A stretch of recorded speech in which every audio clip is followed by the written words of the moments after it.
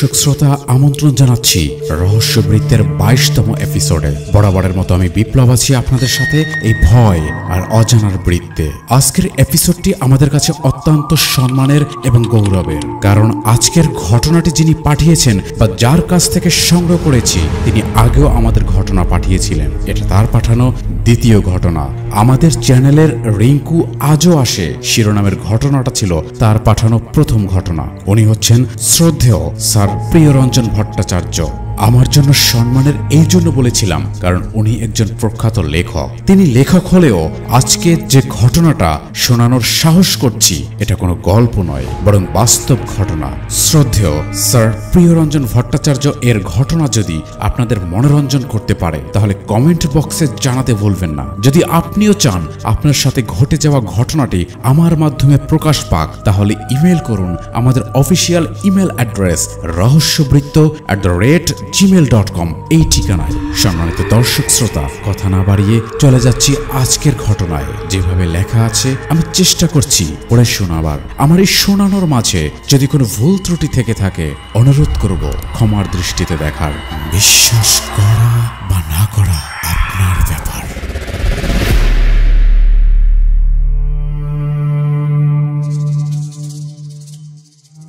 বহুদিন অপেক্ষার পর স্বপ্ন পূরণ হতে চলছে রক্তিমের।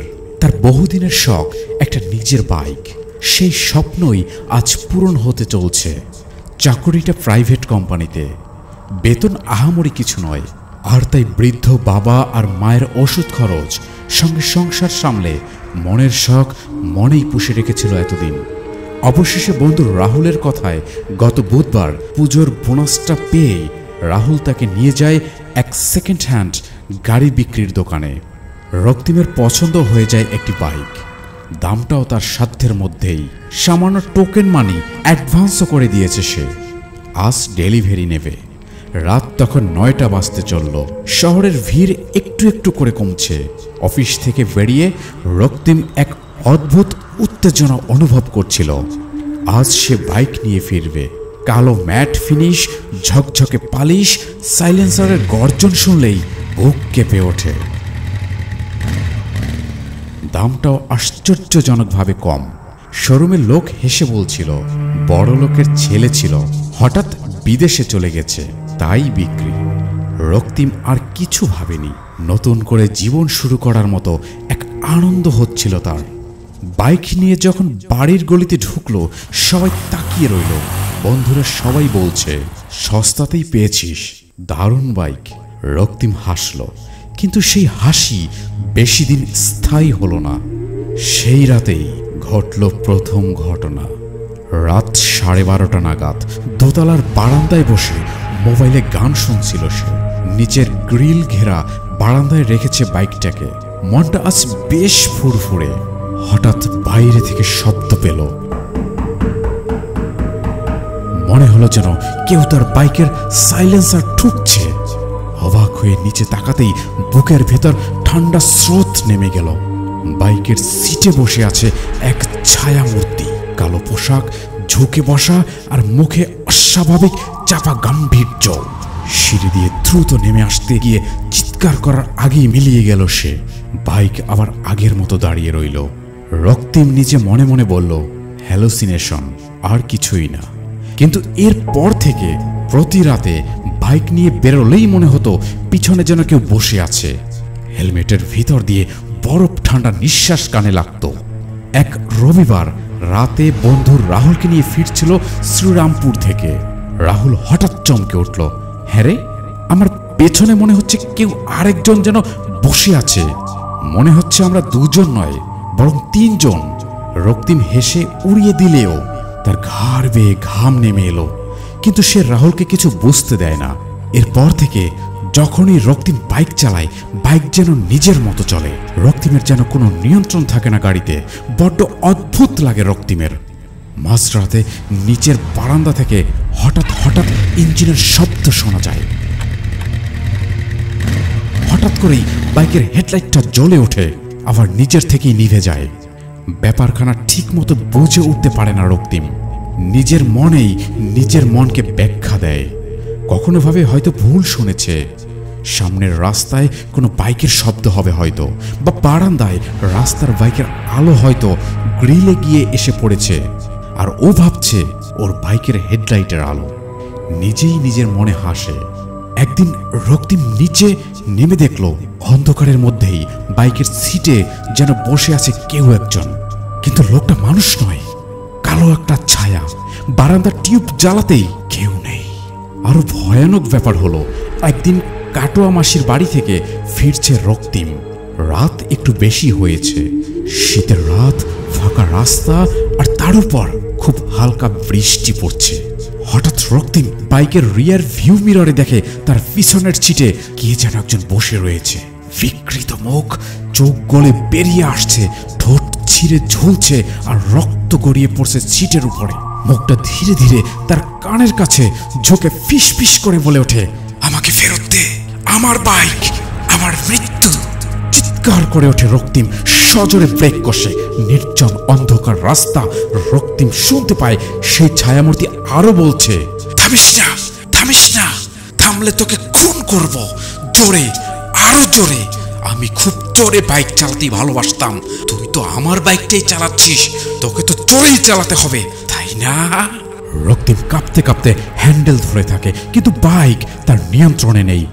কোনো মতে একটু লোকালয়ে পৌঁছাতেই সব উধাও। রাস্তার পাশে এক চায়ের দোকানে দাঁড়ায় রক্তিম। সে মনে মনে ভাবে, এ মোটেও কোনো ভুল নয়। এক কাপ চা খেয়ে রাতে কোনো মতে ইষ্ট নাম জপতে জপতে বাড়ি ফিরে রক্তিম। বাড়িতে বৃদ্ধ বাবা আর বৃদ্ধা মা। কাকে বলবে তার ভয় পাওয়ার ঘটনা?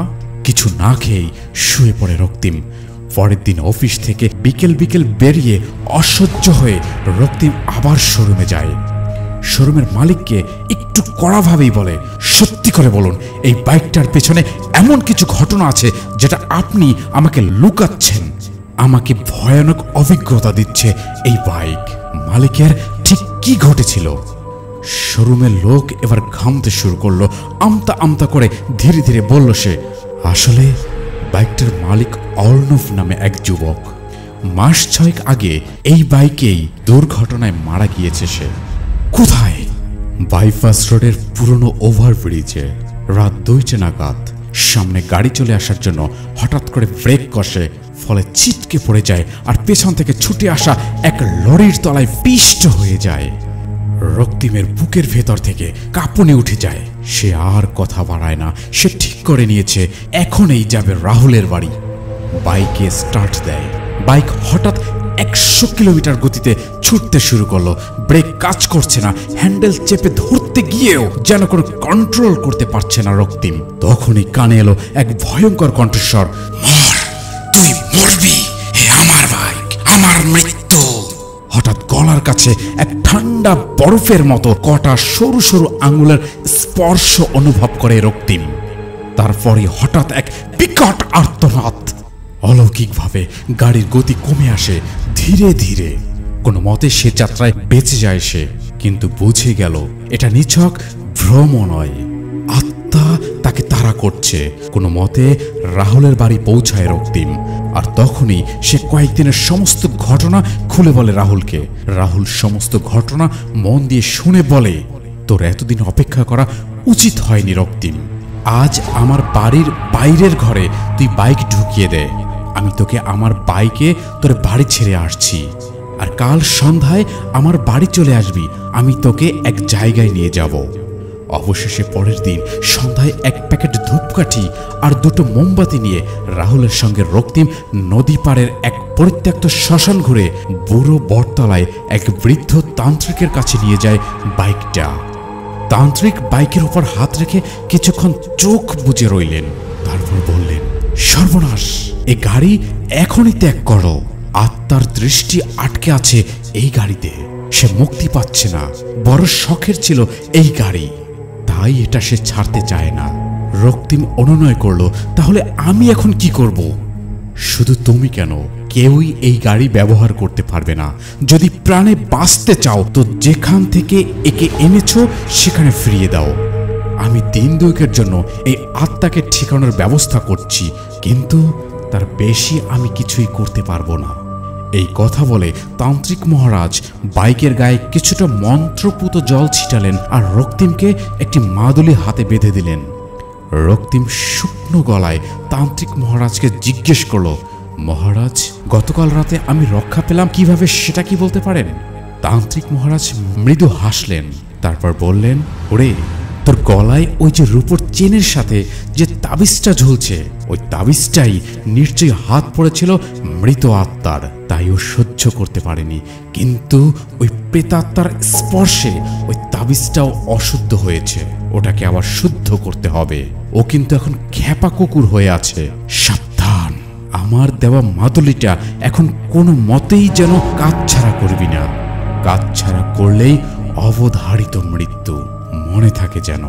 তান্ত্রিক মহারাজের প্রাপ্য দিয়ে প্রণামী করে সোজা শোরুমে যাওয়ার জন্য বাইকে স্টার্ট দিতেই হঠাৎ ঝড়ের মতো বাতাসে এক ধাক্কা অনুভব করলো। বাইকের হেডলাইট জ্বলে উঠতেই আলোয় দেখা গেল একটু দূরে এক রক্তমাখা দেহ দাঁড়িয়ে আছে সামনে।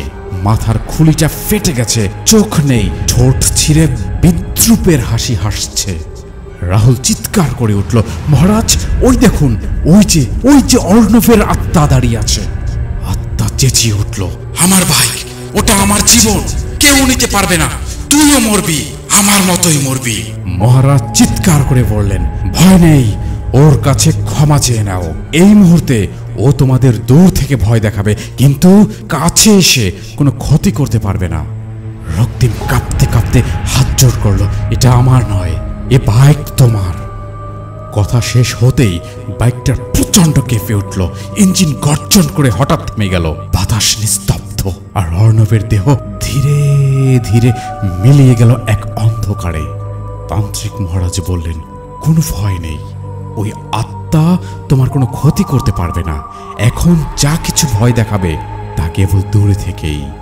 যাও, যত তাড়াতাড়ি পারো গাড়িটাকে রেখে আসো। রক্তিম আর রাহুল কোনো মতে সেখান থেকেই বাইকটার শোরুমে ফেরত দিয়ে আসলো। বেশ কিছু টাকা লোকসান হলো বটে, কিন্তু সে যেন বুক থেকে একটা মস্ত বড় পাথর চাই নামিয়ে ফেলতে পেরে নিশ্চিত হলো। আর কখনো স্পর্শও করেনি আর কোনো বাইক।